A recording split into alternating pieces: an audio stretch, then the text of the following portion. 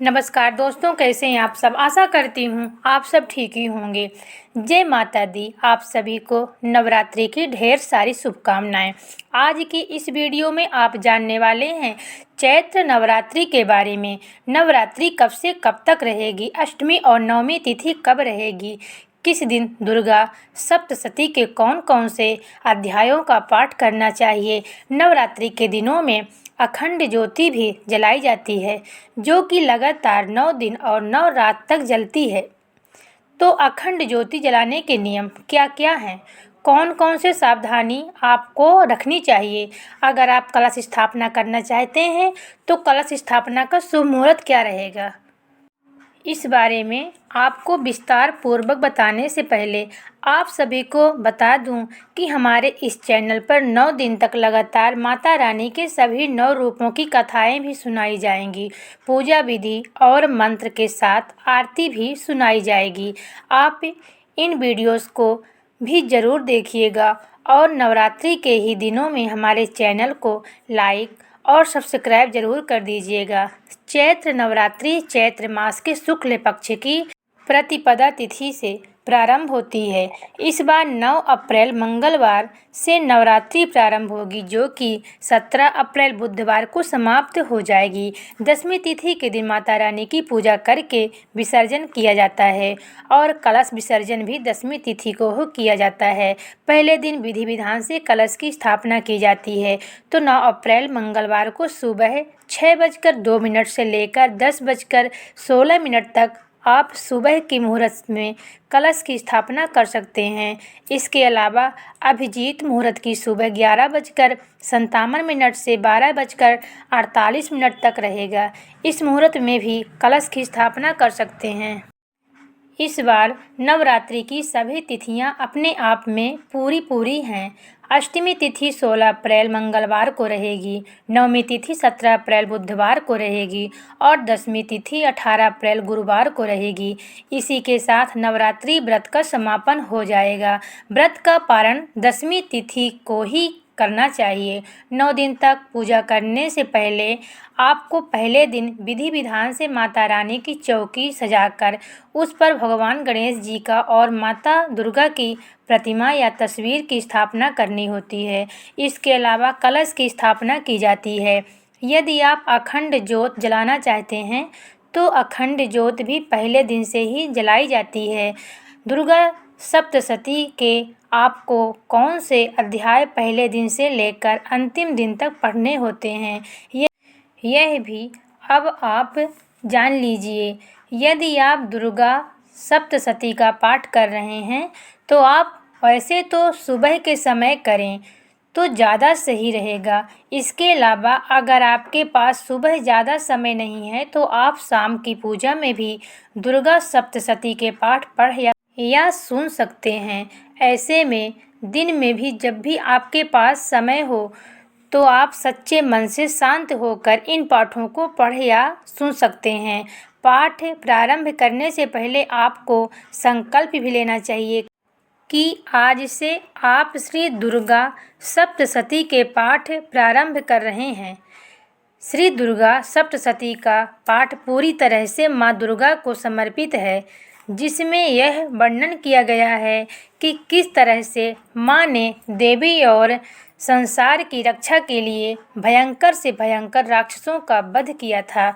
दुर्गा सप्तशती की उत्पत्ति मार्कंडेय पुराण से हुई है, जो कि 18 प्रमुख पुराणों में से एक है और इसमें 13 अध्याय है, जिनमें कवच, अर्गला और किलक भी शामिल हैं। पाठ प्रारंभ करने से पहले भक्तों को इस बात का ध्यान अवश्य रखना चाहिए कि उन्हें सबसे पहले कवच, अर्गला और किलक की इस स्तोत्र से शुरुआत करनी चाहिए। इनके बिना पाठ अधूरा माना जाता है। श्री दुर्गा कवच का पाठ पूरे 9 दिन तक हर दिन करना चाहिए। वैसे तो श्री दुर्गा सप्तशती के सभी 13 अध्यायों को एक ही दिन में पूरा करने का विधान है, लेकिन किसी कारण से आप एक दिन में यह पाठ पूरे नहीं कर पाते हैं तो 9 दिनों में अपने पाठ को आप पूरा कर लें। पाठ करते समय कभी जल्दबाजी ना करें। श्री दुर्गा सप्तशती का पाठ करने वाले को मांस, मदिरा, लहसुन, प्याज का सेवन भूल कर भी नहीं करना चाहिए।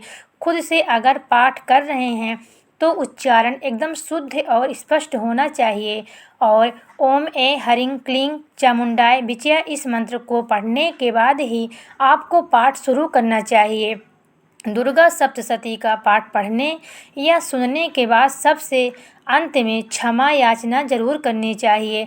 नवरात्रि के पहले दिन से श्री दुर्गा सप्तशती का पहला अध्याय, दूसरे दिन दूसरा और तीसरे दिन चौथा अध्याय, चौथे दिन पाँचवा, छठा, सातवां और आठवां अध्याय, पाँचवें दिन नौवां और 10वां अध्याय, छठे दिन 11वां अध्याय, सातवें दिन 10वां और 13वां अध्याय, आठवें दिन श्री देवी सूक्तम का पाठ करना चाहिए और 9वें दिन सिद्ध कुंजी का स्रोत और क्षमा याचना करनी चाहिए।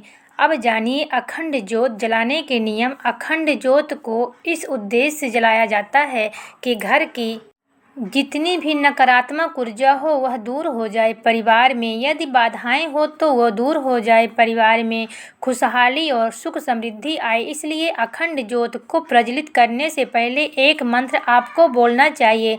मंत्र है शुभम करोति कल्याणम आरोग्य धन संपदा शत्रु बुद्धि विनाशय दीपम ज्योति नमस्तुते।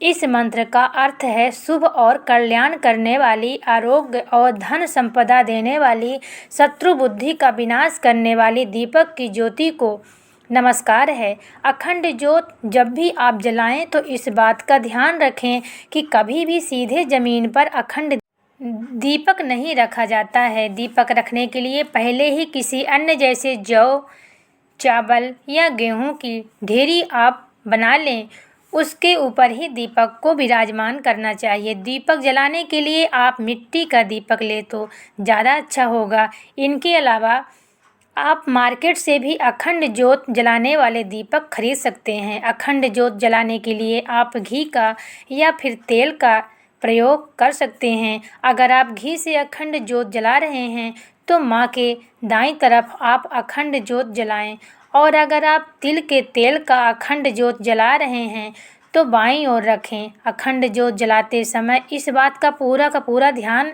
रखें कि आप इसमें समय समय से तेल या घी वगैरह डालते रहें ताकि अखंड ज्योत बुझ ना पाए। और इसके लिए आप चाहें तो कांच के गोले में भी अखंड ज्योत को रख सकते हैं ताकि हवा से अखंड ज्योत का बचाव रहे और ज्योत बुझ ना पाए। अखंड ज्योत की बहुत देखभाल करनी चाहिए और बुझ ना पाए, इस बात का भी आपको पूरा ध्यान रखना चाहिए। फिर भी कई बार ऐसा होता है कि अखंड ज्योत बुझ जाती है, तो अगर ऐसा हो जाए तो मन में आप परेशान बिल्कुल भी ना रहें। माता से प्रार्थना क्षमा याचना करके आप अखंड ज्योत को फिर से जला सकते हैं। अखंड ज्योत वैसे तो 9 दिन और 9 रात तक जलाई जाती है। अगर आप 9 रात तक 9 दिन तक नहीं जला पाते हैं तो आप 24 घंटे भी अखंड ज्योत जला सकते हैं। आप नवरात्रि से पहले दिन या अंतिम दिन, जिस दिन आपके यहाँ कन्या पूजन होता हो, उसके एक दिन पहले से ही अखंड ज्योत जलाने का संकल्प ले सकते हैं। 24 घंटे की अखंड ज्योत भी आप जला सकते हैं। अखंड ज्योत जिस घर में जलाई जाती है उस घर को कभी भी पूरी तरह से अकेला नहीं छोड़ा जाता है और ना ही घर में ताला लगाया जाता है। अखंड ज्योत जलाते समय उसकी बत्ती इस तरह से बनानी चाहिए कि उसे बार बार बदलने की आवश्यकता ना पड़े, क्योंकि अखंड दीपक की जो बाती होती है वो कलाबे या कच्चे सूत की 7 हाथ लंबी बाती होती है। ज्योत जलाने के बाद जब भी आपको लगे कि ज्योत कम हो रही है तो उसकी बाती को आप माचिस की तीली से थोड़ा थोड़ा सा ऊपर का फूल हटाकर आगे बढ़ाते रहें। इस बीच में ध्यान रखें कि ज्योत बुझने ना पाए। अखंड दीपक के आसपास साफ सफाई होनी चाहिए, उसके आसपास वॉशरूम आदि नहीं होना चाहिए। और आपको इस बात का भी ध्यान रखना चाहिए कि अखंड ज्योत जब भी आप जलाते हैं तो उस दीपक को वहाँ से बार बार हटाना या हिलाना भी नहीं चाहिए।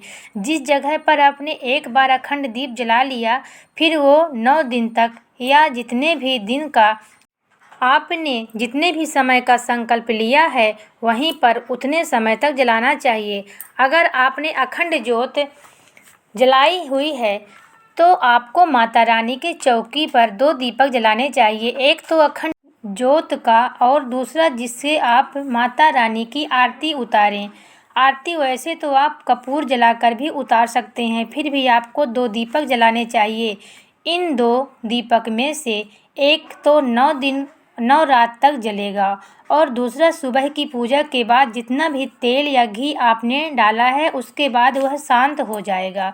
ध्यान रखें कि दीपक की लौ उत्तर, पूर्व या पश्चिम दिशा में आप रख सकते हैं, लेकिन दक्षिण दिशा की तरफ दीपक की लौ नहीं रखनी चाहिए।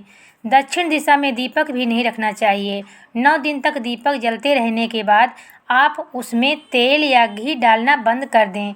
जितने दिन का भी आपने संकल्प लिया हुआ है उतने दिन उतने रात पूरे होने के बाद उसमें आप घी या तेल नहीं डालना चाहिए और फिर अपने आप ही दीपक को शांत होने देना चाहिए। अखंड दीपक जलाने से पहले आपको संकल्प इस प्रकार लेना चाहिए कि हे माता रानी, मैं आपके द्वार पर इस चौकी पर श्रद्धा रूपी अखंड दीपक को प्रज्वलित कर रही हूँ।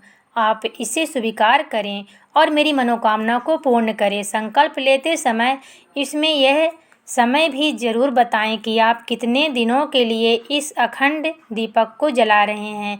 दीप जलाने से पहले ही ये बात भी तय कर लें कि आपको अखंड दीपक घी का जलाना है या फिर तेल का। अगर आपने तेल का दीपक जलाया है तो फिर आप उसमें तेल का ही प्रयोग करें और तेल में भी आप तिल का तेल का ही प्रयोग करें।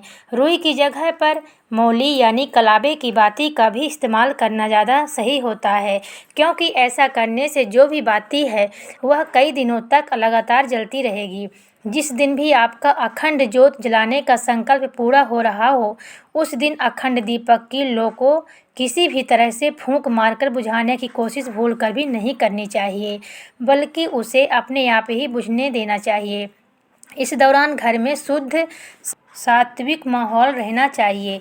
परिवार के सदस्यों को और ख़ास तौर पर अखंड ज्योत जलाने वाले जो भी भक्त हैं उन्हें सात्विकता का ध्यान रखना चाहिए, पवित्रता का ध्यान रखना चाहिए और इस दौरान नाखून, बाल इत्यादि नहीं काटने चाहिए, किसी का अपमान नहीं करना चाहिए, क्रोध नहीं करना चाहिए और ग्रस्तजनों को ब्रह्मचर्य का पालन भी करना चाहिए। पीतल को पूजा पाठ करने के लिए बहुत ही पवित्र और शुभ धातु माना गया है। अगर आपके पास पीतल का दीपक है तो आप उसमें भी अखंड ज्योत जला सकते हैं। अखंड ज्योत जलाने के लिए जो दीपक है वो बड़ा होना चाहिए ताकि उसमें पर्याप्त मात्रा में तेल या घी भरा रहे। दोस्तों, उम्मीद है कि आज की वीडियो आप लोगों को अच्छी लगी होगी, तो वीडियो को लाइक और चैनल को सब्सक्राइब जरूर करें। धन्यवाद।